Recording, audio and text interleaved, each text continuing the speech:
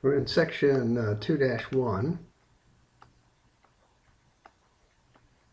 and we're going to work problems. So problem number 2, you guys get to do the odd problems, so I get to do the even problems. We have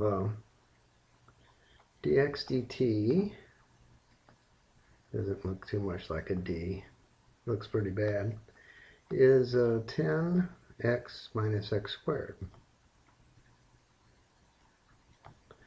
And x at 0 is 1. So except for the bleed over, we are doing okay. All right, so we're going to separate variables and integrate. So I've got dx over x, 10 minus x, is equal to dt. Okay, and we look at that and we say, well, I don't remember how to do that particularly. So we're going to do a partial fraction and say that I'm going to have 1 over, I'm going to have a over x plus b over 10 minus x is going to be the same as 1 over x, 10 minus x. And I'm going to come back to my common denominator and say I've got a minus ax plus 10a plus bx over x, 10 minus x. Now for that to be the case, then I look at my x term and I say that I have minus a plus b. I notice that there's no x term there, so that has to be 0. And then I look at my unit term, and it has that 10a has to be equal to 1. Well, if 10a is equal to 1, then a is going to have to be 1 over 10. And if a is 1 over 10, then b has to be 1 over 10 too. Also, because when I add them together, when I subtract them, I have to have 0, so they're going to have to be the same. So we're going to write this, rewrite this as dx, and I'm going to have 1 over x plus 1 over x minus 10, 10 minus x, 10 minus x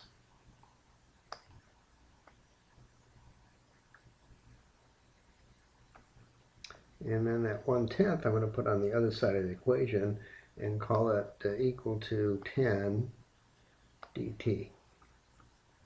Then I'm going to integrate both sides, and when I do that, I'm going to have natural log x minus natural log 10 minus x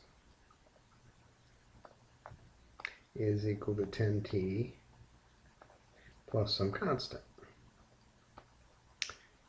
I can put my natural logs under the same natural log. So natural log x divided by 10 minus x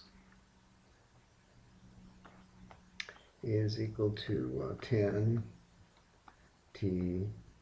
plus some constant. Okay, well, we're going to raise that as a power of e, and we're going to have 10 over x, 10 minus x, is going to equal c, e to the 10t. Okay, well, if we say x at 0, then I'm not going to be able to solve that yet, so I'm going to have to do something about this before I can solve it. So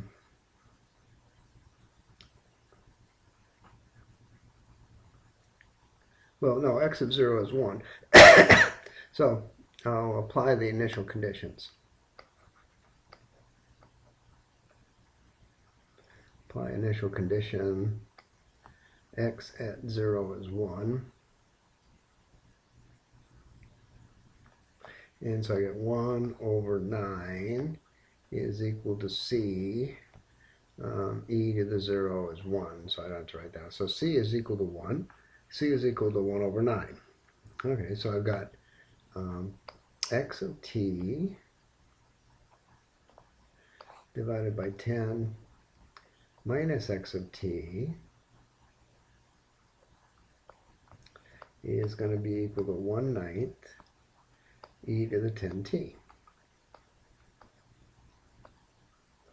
All right, and if I do a little bit of algebra there, I can get x of t equal to 10 over 9 e to the 10t minus 1 over 9 x of t e to the 10t, and I can factor out the x of t. And x of t is going to equal 10 over 9 e to the 10t divided by 1 minus 1 over 9 e to the 10t.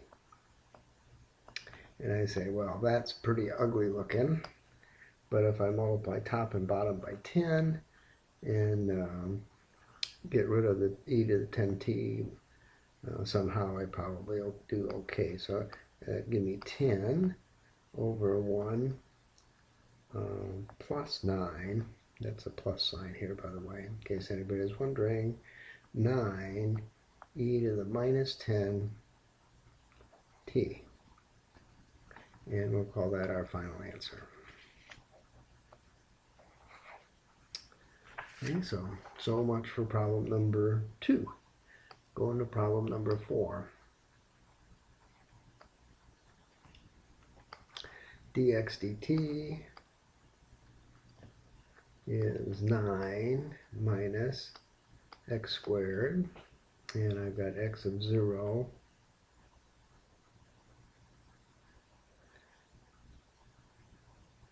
is 0. And I'm going to pause this for a moment because I don't think I have the right problem. Okay, so I did pause it, and there's a 4 sitting right there, and that's what I thought. And that's why I had to do something about that. So I'm going to separate variables. dx 9 minus 4x squared is equal to dt. And I say, well, what am I going to do about that? And I'm going to say, well, this looks like the difference of two squares. So I'm going to call that dx 3 plus 2x times quantity 3 minus 2x.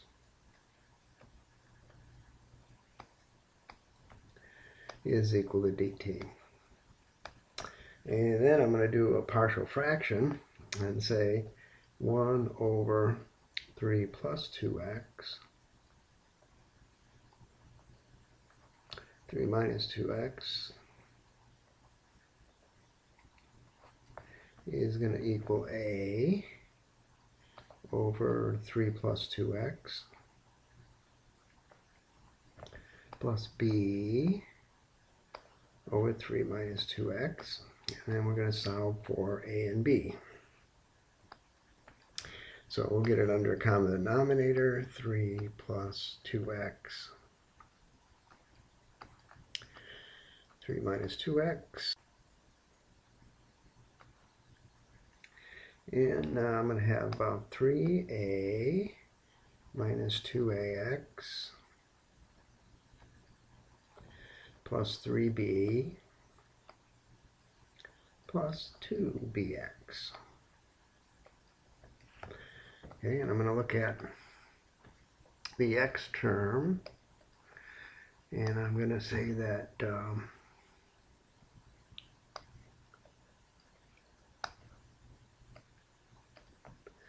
minus 2a plus 2b has to be 0 because there is no x term. And I look at the unit term and I have 3a plus 3b has to be 1. Okay, well, that being the case, we'll use Cramer's rule and say a is equal to, and on the top I have 0, 1, and a 2, 3, minus 2, 3, 3, 2, 3, 2, 3. And on the top I have a minus 2. And on the bottom I have minus 6, minus another 6 for minus 12. So a is going to be 1 over 6. So if a is 1 over 6, then b is also 1 over 6. And they solve both equations, so that's good. So a and b are both 1. And I end up with 1 over 3 plus 2x plus 1 over 3 minus 2x dx is equal to integral 6 dt. So I took the 1/6 and 1/6 and I put them up there originally, and then I threw them over to the other side as a 6. Okay, I'm integrating both sides. Okay, so I've got 1/2 natural log 3 plus 2x. And I've got minus 1/2 natural log 3 minus 2x. And on the other side of this equation, 6x plus c. Oh, that went away. Now let's multiply everything by 2. Natural log 3x plus 2 divided by 3 minus 2x is equal to 12t plus c. Now, you may want to say, well, why didn't you multiply the 2 times the c and make that 2c? Well, until I apply an initial condition, c is only c. There's no difference between a c or a 2c. It's the same c. C is the same until you apply an initial condition. Okay, well, now we're going to go and use those guys as exponents of e. And we're going to have 3 plus 2x divided by 3 minus 2x. And that's going to equal c e to the 12t. Okay. And at that point we're going to apply the initial condition.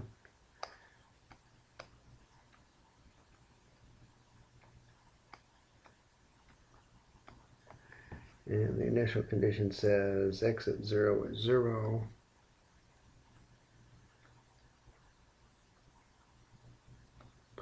So I have 3 over 3 is equal to c, implying c is 1.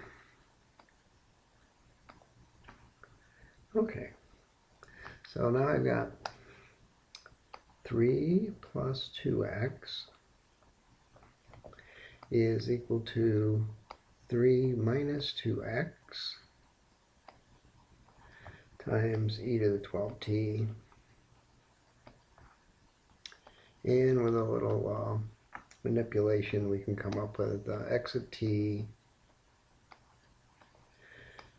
is equal to 3 e to the 12t minus 3 divided by 2e to the 12t plus 2. And that checks with the back of the book, and we're on to problem number 6.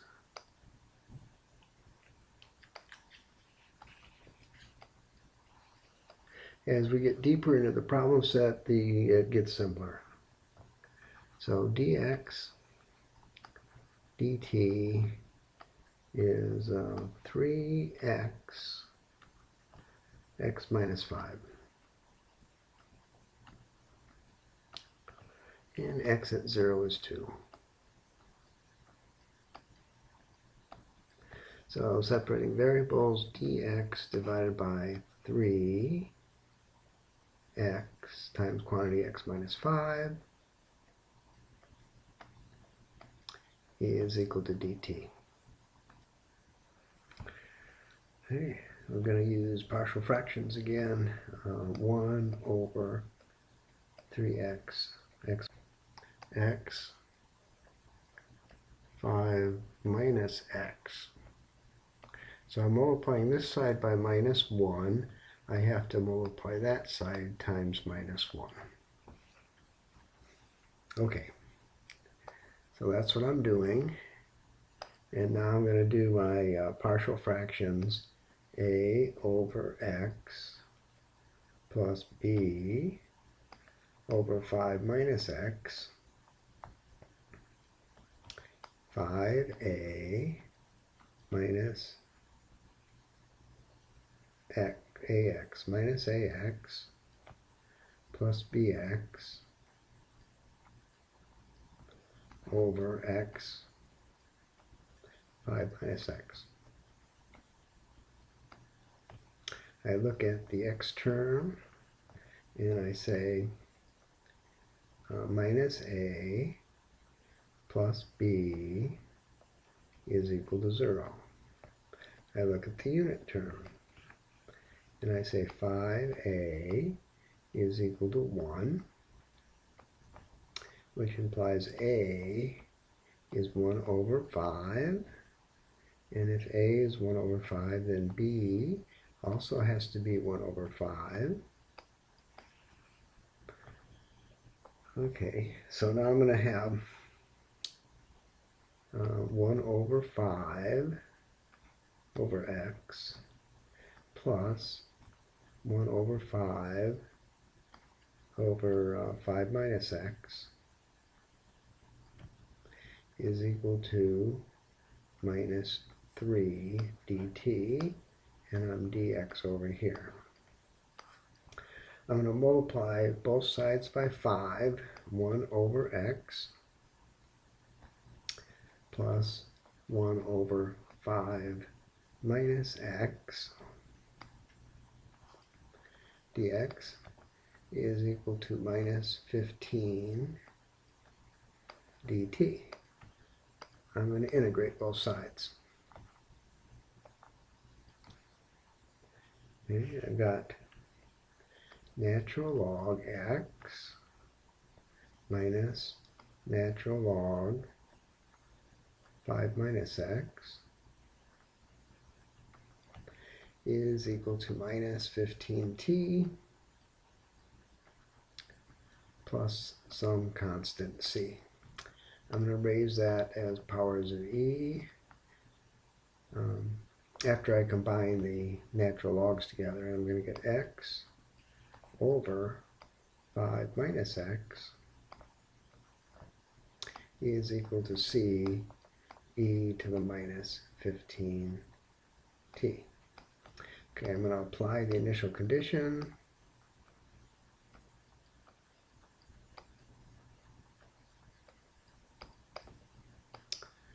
And say, what is the initial condition? X of 0 is 2. So I've got 2 over 3 is equal to c.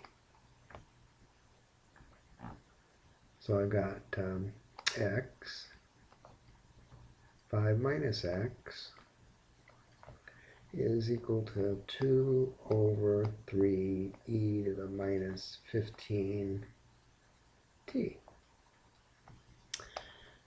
Okay, so I've got x of t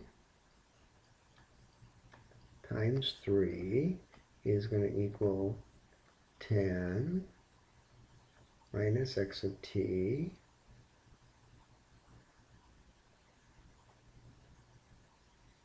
two minus 2x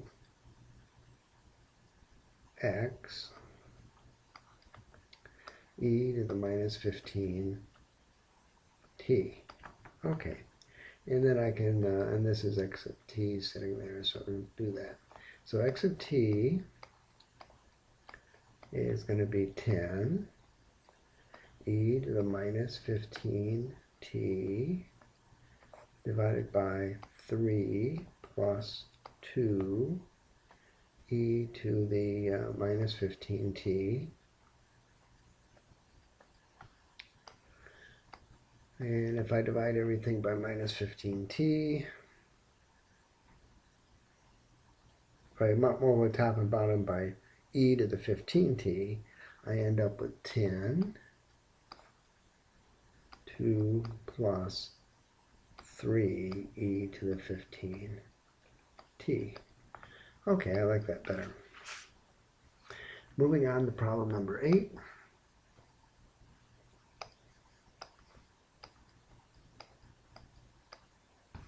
And I have dx dt 7x x minus 13 and x at 0 is 17. Oh, you gotta love a problem like that, right?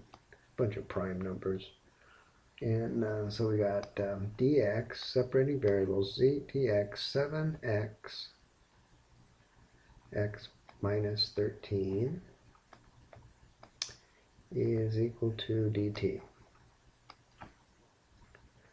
And then partial fraction a over 7x plus b over x minus 13 is going to be ax minus 13a plus 7b x over the common denominator.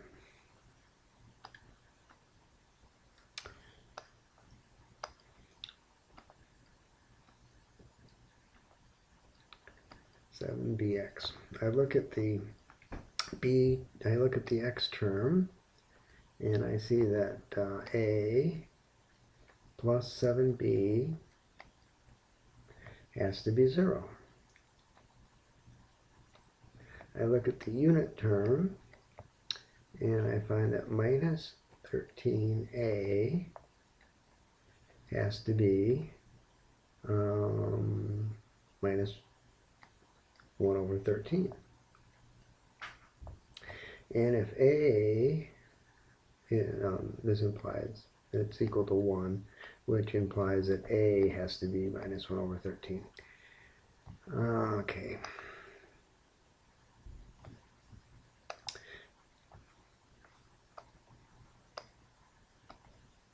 Lost control of my board for a moment, which implies that b is going to have to be equal to 1 over 91. 1 over 91. Okay, so now I've got minus 1 over 13 divided by 7x plus 1 over 91 over x minus 13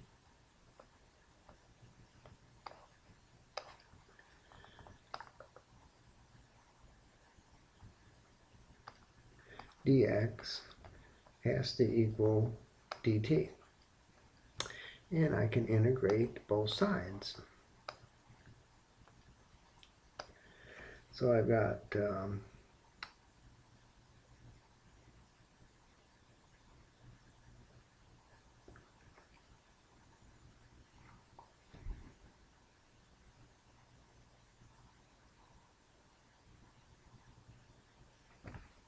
Okay, so I've got minus 1 over 91 natural log 7x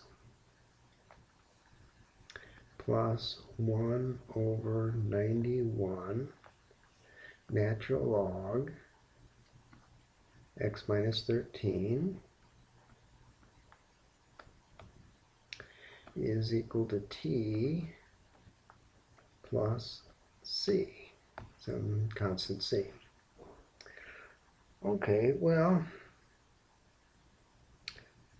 it seems that I ought to be able to multiply both sides by 91. Okay, so I'm going to multiply both sides by 91. And on this side, I'm going to get 91t plus c.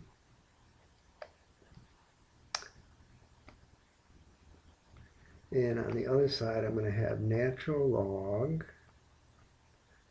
x minus 13 divided by 7x. Okay, and I'm going to raise that to the e power. And I'm going to x minus 13 over 7x is equal to c e to the 91t. Isn't that nice? I'm going to apply the initial condition. X at 0 is 17.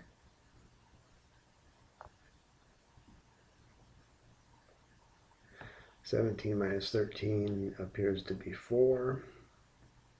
And 7 times 17 is 119. 119 is equal to c. So now I know what c is. So I can write x of t minus 13 divided by 7 x of t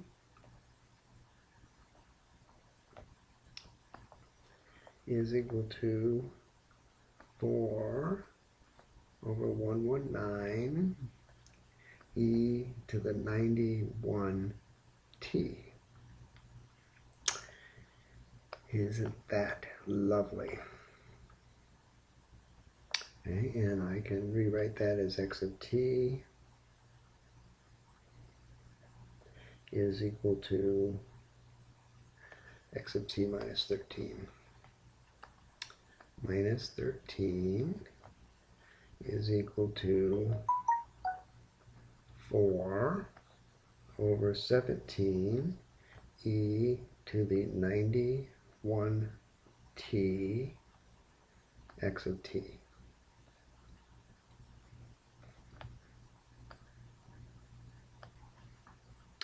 Okay, and rearranging that a little bit, we can go x of t is equal to 13 over 1 minus 4 over 17 e to the 91t, which is going to equal 2 to 1 over 17 minus 4 e to the 91t, which I think checks with the back of the book. Okay, we're moving on to number 10. And number 10 is a story problem, so I'm not going to read the story to you. But I think we're dealing with alligators, maybe. All right, so we have that population, the change in population is minus delta, the death rate, p, which in this particular problem is going to be minus k, the square root of p,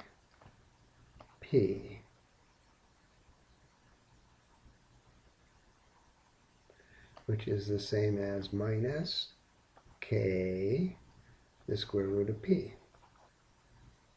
Okay, so going to separate variables. This guy here is D, change in population, change in time. So change in population divided by the square root of P is equal to minus K dt. We can integrate both sides. We will integrate both sides. We get 2, the square root of P is equal to minus kt plus some constant. We have an initial condition. Initial condition says P at 0 is equal to 200. No, 900. Okay, so that being the case, we have 2 square root of 900 is equal to minus is equal to C, because kt is 0 in that case, equal to C, which implies that C is equal to 60. Okay, so we know that 2, the square root of P, is going to equal minus kt plus 60. All right, now we've got to solve for k. So we have another initial condition. The other initial condition says that P at 6 weeks is 441. Okay, and we're going to use that. Okay, well, 2 the square root of 441 is going to equal minus 6k plus 60.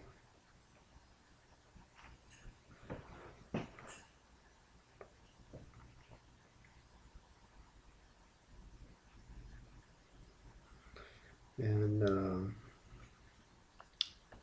we do a little bit of algebra and we get that k is equal to 3. Okay, so that means that 2, the square root of P, minus 3 is equal to minus 3t plus 60. And we want to know when P is equal to 0 and the population goes to nothing. That's what we're looking for. So 0 is equal to minus 3t plus 60,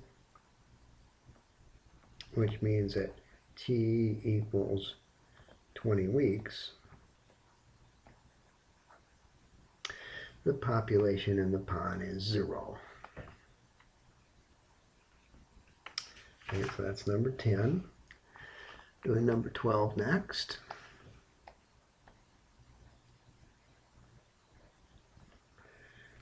Okay, P prime is equal to k p squared. In 1988,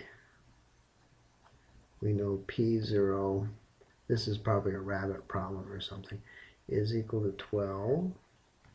And 10 years later, 1998, P10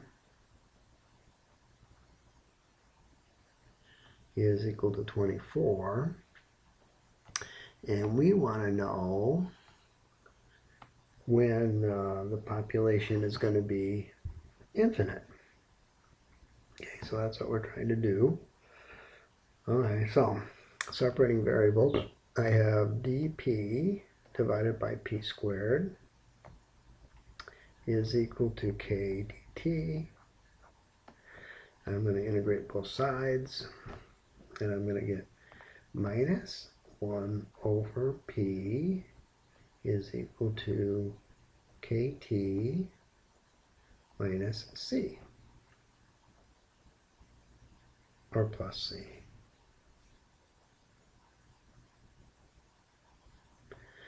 Doesn't matter, it's just a C. Why would I have a minus sign there for? So P of t is going to equal 1 divided by C minus kt. And we're going to apply initial condition.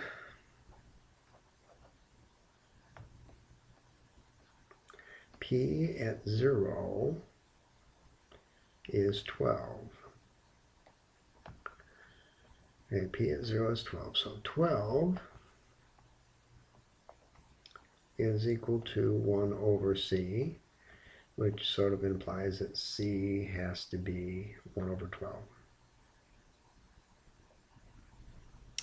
Okay, so that's good. So now we have P of t is equal to 12 divided by 1 minus 12 kt. And now we're looking for what the heck is k. So we have another initial condition. Initial condition P at 10 is 24. Okay, so we got 24 is equal to 12, 1 minus 120k. All right, and doing a little bit of math, we find that k is equal to 1 over 240. So now we have P of t is equal to 240 over 20 minus t. Skipping only a few steps. And we see as p approaches infinity, t is approaching 20. So at 20 years, I have an infinite number of whatever it is I'm growing here. Okay. Now we're going to do problem number 14. And we're going to take a moment to look at the book to see what has happened in 14. And we're growing rabbits. Okay, so that's good. And we have that dp dt is equal to minus k p squared. So dp divided by p squared is equal to minus kt k dt, separating the variables, integrating both sides. I have that minus 1 over p is equal to minus kt plus some constant. Okay, and I can rewrite that as P of t is equal to 1 over kt plus c. Notice that when I multiplied both sides by minus, and I had a minus c there, but when I came down here I put a plus c, because plus c minus c makes no difference until I do an initial condition. So, do I have an initial condition? And,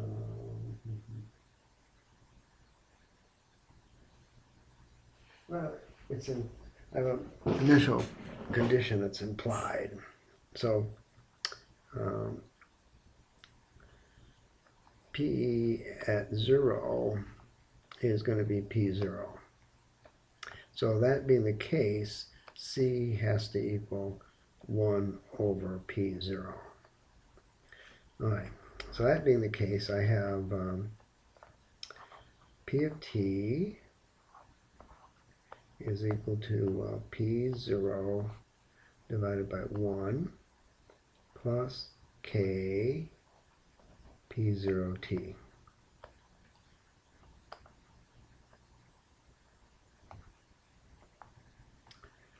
Okay. So, as t goes to infinity, the population goes to 0. And we're done. And we're done with section 2.1.